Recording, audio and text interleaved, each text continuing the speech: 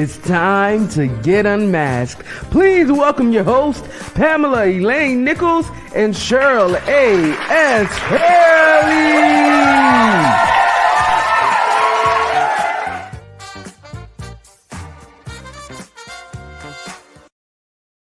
Happy New Year. Hello, everyone. Welcome to the fourth show of the new year, Unmasked Real Talk Live 2024. This is a safe place where we take off our masks and get real about topics not often discussed authentically. The topics we unmask support our goal to help you overcome self-limiting beliefs of, I don't matter, or I am not enough. And sometimes it's both. Sometimes you feel you don't matter, and sometimes you feel you're not enough.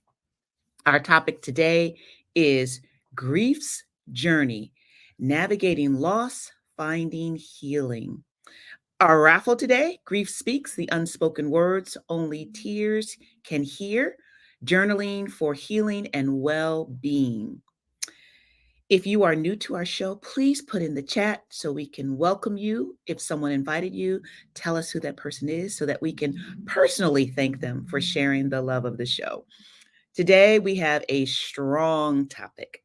Cheryl, why don't you tell us a little bit about today's topic and our guests? Hey, awesome. Good afternoon, everyone. As Pamela Elaine has already shared, today's show is Grief's Journey, Navigating Loss, Finding Healing. There's an anonymous quote that I want to share because when I think about our special guest, this quote so wonderfully resonated with what it is that she's going to talk to us about today. And it says, within the depths of grief lies a seed of resilience, like a phoenix rising.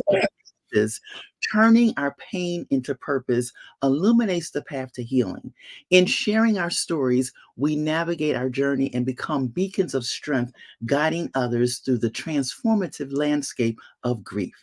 Today, we are privileged to have Yolanda D. Booker with us, and her profound journey is a beacon of strength and resilience.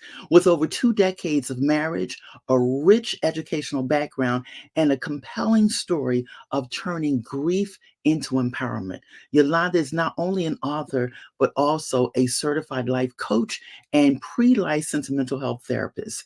Yolanda's narrative unfolds with the battle her son faced against cancer, leading to the creation of God's Chosen Son and the transformative Grief Speaks journal. She founded a nonprofit virtual support group to aid others in grieving. As a pre-licensed mental health therapist, Yolanda specializes in grief counseling. Yolanda, welcome to the studio. We are so privileged to have you with us here on today. Thank you so much. I'm so privileged to be here. It's such an honor. Wonderful, wonderful. Well, we have a short time together and we're going to jump right in because believe it or not, many people have reached out to make an inquiry about today's show and it's just so timely. But we want you to share with our audience what inspired you to turn your grief into a source of strength and create a community to support others through their healing journey, and just go right in. Sure. Thanks so much. So to turn my pain into purpose, of course, was on the heels of losing my son 10 years ago, who battled cancer so bravely. However, I felt that grief is overlooked, is misunderstood. It's, people think that it's something that happens and then you just return to being that person that you once were. And oftentimes when you're grieving, you don't know who you are. At least that was my story anyway, because life changed. That was my youngest son. And I was used to being a mom and a wife and all of, homework and all those things that we do on a day-to-day basis. And losing my son, walking the journey with him first, and then losing him set me in a place of what I call insecurity, right? Because I didn't understand who I was. I didn't know what I was supposed to do. And so many things in my life was challenged at that time. And I felt like I wasn't the only one. I felt that people didn't understand grief and that it was important that people get support, but also be educated to a place of understanding that grief is unique. And you can't understand it from everyone else's story. It's one of those journeys that you walk on your own. Mm. with the help of the Lord, of course. And so I felt that, the Lord walked with me with my son and many, many losses, not just my son, but many losses. I lost my mom 23 years ago as an only child to sudden death. So grief didn't start with my son, but I felt that, you know what, Lord, I feel the Lord assigned me, to be honest, this assignment. Because if I can be honest, I don't know if this is what I would have picked. But I felt that the Lord compelled me, that I went through what I went through so that I could help someone else. And we know that, our trials are not our own and that we're saved to serve. So I'm excited that God, Mhm. chose me for this assignment.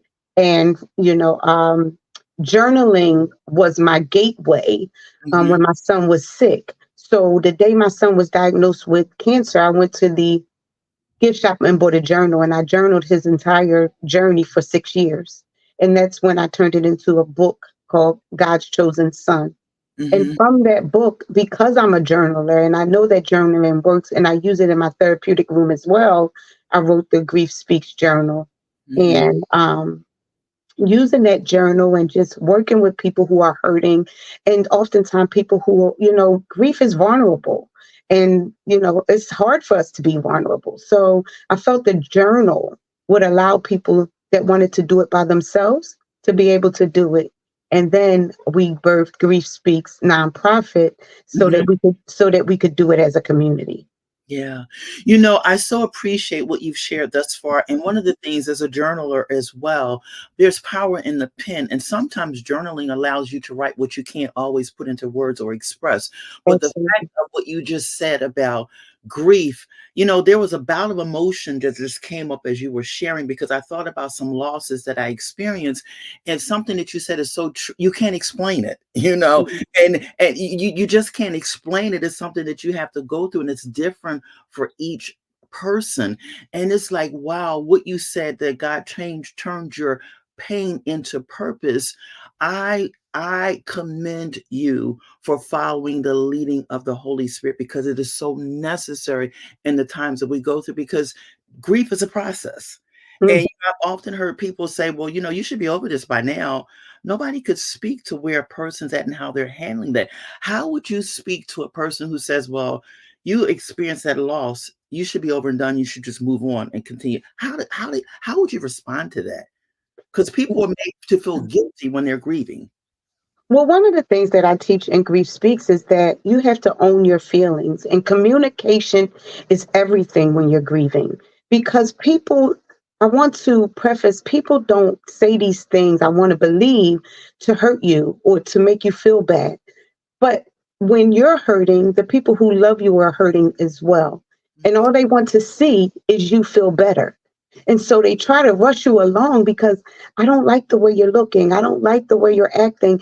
I'm used to you being, and you hear that you're not what you're used to being. You're not who you used to be. And I teach that it's okay to say, I say myself, I'll use myself always, I'll never be who I once was. Mm, So please accept who I am and mm, let's ride from here, because that's a lot of pressure for me to be who I once was. I don't really know if I could ever be that person. Not that it's like a bad thing or a good thing. It's just this is who I am. And when we communicate that to people, then it really does help relationships. It mhm, helps us understand, and it also helps others understand, because I can say, when we don't communicate and we just get offended or we walk away, or, we don't understand ourselves. So a lot of relationships and friendships and stuff is lost because people don't understand and you don't know how to articulate it. So then it becomes, I tried to be there for you, you wouldn't let me, and a lot of things are lost. So my biggest thing is to communicate what you're really feeling and being okay with if people don't understand. That's mhm. not our responsibility. Our responsibility is to let people know what we're feeling. How they take it is up to them. So Yeah, so own your feelings. So yeah, often we stuff our feelings to make other people comfortable, but we're uncomfortable. Yeah. Yeah, What I yeah. hear you're saying is that it's okay to say I'm not okay and stop pretending that we're okay when we're not okay. That's Absolutely. Look, that's take the mask off, right? Yolanda, you said you have a book, Grief Speaks. Yes. And what does grief say? What does the book say? I'm sorry. What does grief say? If your book is Grief Speaks, I'm curious to know what grief says. So grief says whatever you needed to say. mm, Mm. So in that book, it's a prompted journal and it asks some really simple questions. You can use it for children, simple questions like, what's the one thing that you miss? What's the one thing that made you laugh about your loss? Because again, it's unique to each person.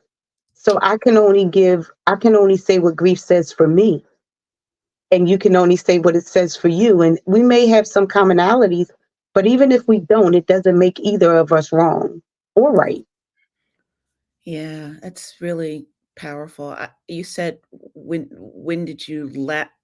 Grief made you laugh. Did you say that? So one of the things, what made you laugh about the person that you lost? Oh, Those moments those memories, right? Because mhm, just that one thought can shift your mood for the day. That one thought can mhm, shift how you're feeling in that moment. And, sure, what you said about, there's power in the pen, mhm. but there's also power in the paper because paper doesn't talk back, right? So you can really give it what you want to give it, whether you're angry, whether you're laughing, and it's not going to say a thing. It's not going to question you. It's not going to come back and say that makes no sense. It takes whatever you give it. And so there's power in paper and pen. Yeah. it sounds like this is a great segue to our unmasked question. I'm anxious to get to Cheryl because I got a question for Yolanda when we bring it up. Go ahead.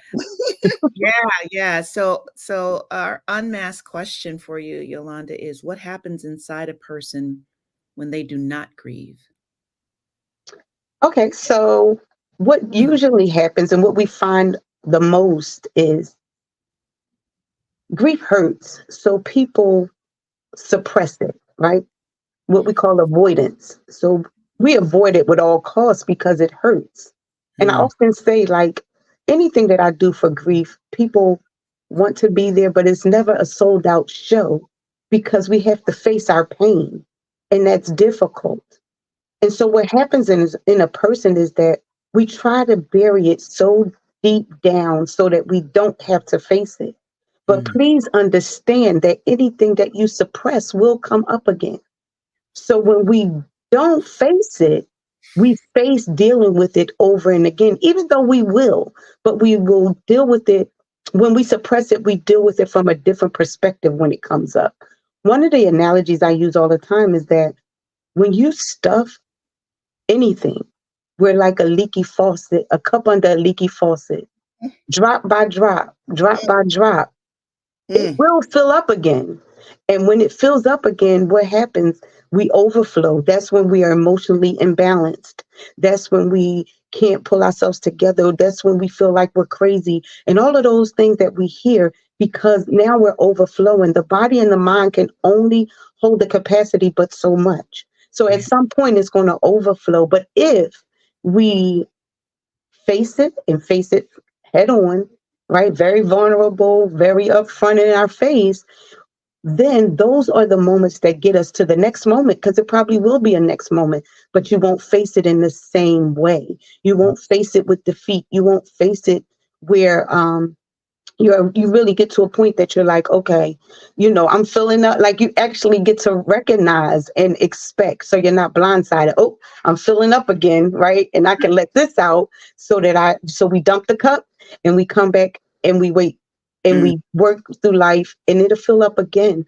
But I always I always refer to that fill up is what we get when we get that lump in our throats, right?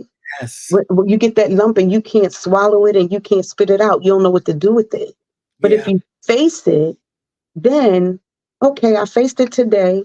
And guess what? I may have another one tomorrow, but it won't be the same. It won't compile, I guess I'm trying to say.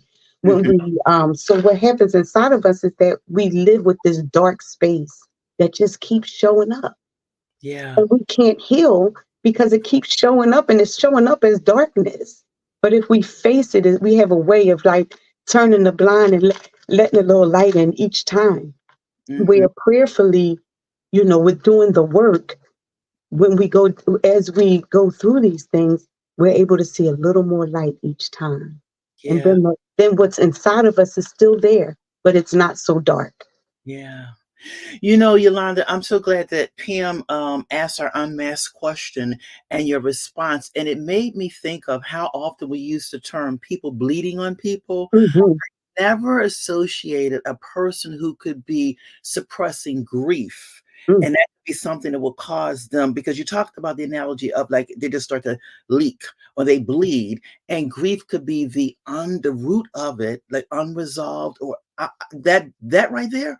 I know of other terminologies or other reasons we've given, but never once did I ever think it could be associated with grief. Absolutely. We Oh, because all we want to do is feel better, right? So we do whatever it takes to feel better. And sometimes those aren't the best decisions because we're ruled by our emotions. And again, I just want to preface like I'm here today and I'm honored, but I walked this thing and I made all of those mistakes too. When my mom passed away, I didn't deal with it at all. I just went back to being a mother and a wife. But I mm, promised myself that when my son passed, that I would process it all. And I can't say that it was all successful and all was saved. But we learn from our experiences. And so that's my heart, is that what I went through, that I could save somebody else for, ruining relationships or whatever the thing is that they may be facing, just to understand it a little better, even if that's what they choose to do. yeah. I listen to what you're saying, and I can't help but think about my sister. I lost her to suicide about this will be year 3. And My condolences. oh, thank you. Thank you. And I think that not dealing with grief is like a slow death inside. Mhm. And I am probably making up my own confession here because I feel like there's a little slow death going on, because dealing with her death is something I have not dealt with. Mhm. This is not a therapy session. I'm just being this is unmasked. I'm being very, very honest here, transparent, that when I listen to what you're saying, I'm reflecting on my own experience and thinking, yeah, I'm that person that's not dealing with it. And I can tell that there's a slow deterioration. Um, and if I don't want that deterioration, I think I'm going to have to. I think I'm going to have to process. I'm going to have to get your journal. So, Kayla, please put my name in the raffle so that I may win Amen. the. And not win next to it, right? I appreciate the way that Yeah. you've explained it. You bring a perspective to grief that I've never heard before, Mhm. To and God be hopefully the glory. that's yeah, hopefully that's helping I'm sure it's helping many of our um, Mhm. viewers, which is a nice segue here to our 3 takeaways or resources that you want to share, Yolanda. Sure. My resources is, again, one resource I will always say is seeking counseling. You don't have to do it alone. You don't. And let me say, individual counseling is not for everyone, and we understand that. Mhm. But it's something about knowing that I'm not by myself and that what I'm feeling is not my own. So seek out a counselor, a therapist. Guess what? You still have the power. If you feel like that doesn't work, then don't go anymore. But you don't know unless you try. Don't try to do it by yourself. We also, again, have Grief Speaks Community Support Group, and that is actually hybrid. We do online and in the building, on 12th Church Street. So, I bring us all in the room together. And the one thing that I get all the time is that it just feels good to know that it wasn't just me. Mhm. One of the other takeaways again would be the grief journal or journal on your own. Get a book. It can be a notebook, anything. Your phone. People even video journal. Some people don't like to write or hands can't do it. Turn your camera on and videotape yourself. Mhm. But journal it out, get it out. You need to have a release for it. Grief Speaks Journal is available on Amazon as well. And so, that's one way to get out what you're feeling. And it's vulnerable, but you don't have to worry about anyone judging you. You don't have to worry about anybody questioning you. You can do whatever it takes for you to do on your own until you're ready to do something different. Mhm. And lastly, um, healing bomb therapy is a individual. It is I'm sorry. I work for them as well as a therapist. It is a therapy group that takes insurance. And again, I would advise. I said healing bomb, but I advise everybody turn over your insurance card, call your member services, and ask them what are your benefits for behavioral health. L- Listen, take care of your mental like we take care of our physical. So often we say things like, "I don't have money for that. I can't do that." But listen, if you stomp, I say this all the time, if you stomp your toe or you twist your ankle, you're going to the hospital and you're going to pay the copay and you're going to let them reset it and you're going to wear a cast and you're going to go to the orthopedist. You're going to do everything you need to do to get that foot right because you need it. Guess what? It all starts in the mind. So Mm. if we don't take care of our mind, so there's no such thing as I don't have money for that because we make money for that because we want to be healthy and everything starts at the mind. So Mm. take care of yourself and call. You'd be surprised. Also, most jobs have EAP programs, employee assistance programs that'll give you free services for therapy. Like some of them give you 6, some of them give you 9. It depends on the program. But listen, tap into your resources to help yourself. So Mm. often we look for other people to help us. And that's one of the reasons, like even for me with Grief Speaks, um, I come as a griever. I come grieving my son and my mom and everybody else that I've lost. I don't usually come, I'm not dressed up. I don't do because I want you to know I'm fighting the same battle. Yeah. I'm a therapist and I have Mhm. a therapist Mm. Yeah.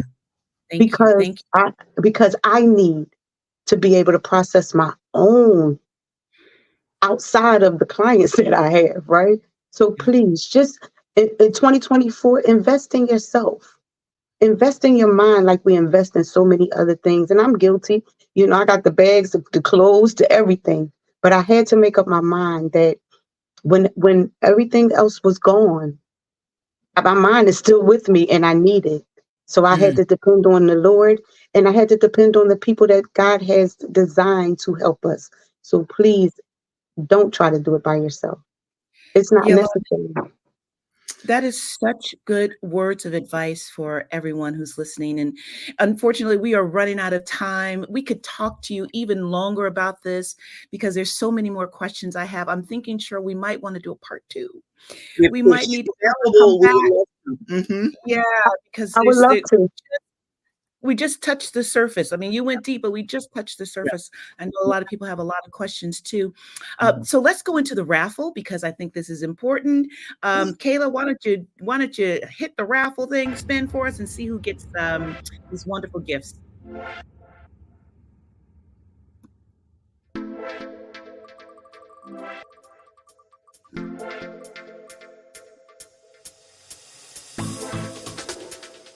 That's it. Wow, Jackson. Yes.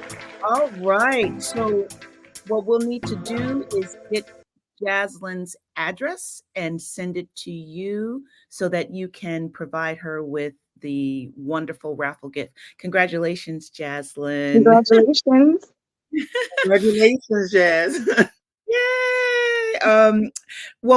We are so grateful to you, Yolanda Booker, for hanging out with us today. We also want to give a shout out to the individual who's new in the group. As someone says, I'm new. If you were invited by someone, put that in the chat very, very quickly before we have to sign off. Thank you so much, Yolanda. We want you to come back. Thank you to everyone who listened in today. We sincerely hope that today's show has touched your life in a positive way. If it has, we'd be deeply grateful if you could extend this experience to someone special in your life. Invite them to join us for our next Unmasked Real Talk Live session. When they do, ask them to mention in the chat that they were invited by and their name. It would be our joy to warmly welcome both you and your guests with a special shout out. Your effort in sharing our core message that you matter. And you are enough. Not only makes you an incredible person, but also plays a crucial role in helping others discover their own worthiness. So we got to get out of here. Thanks again, Yolanda. Thanks for everyone watching. Bye, Cheryl. Bye. All right.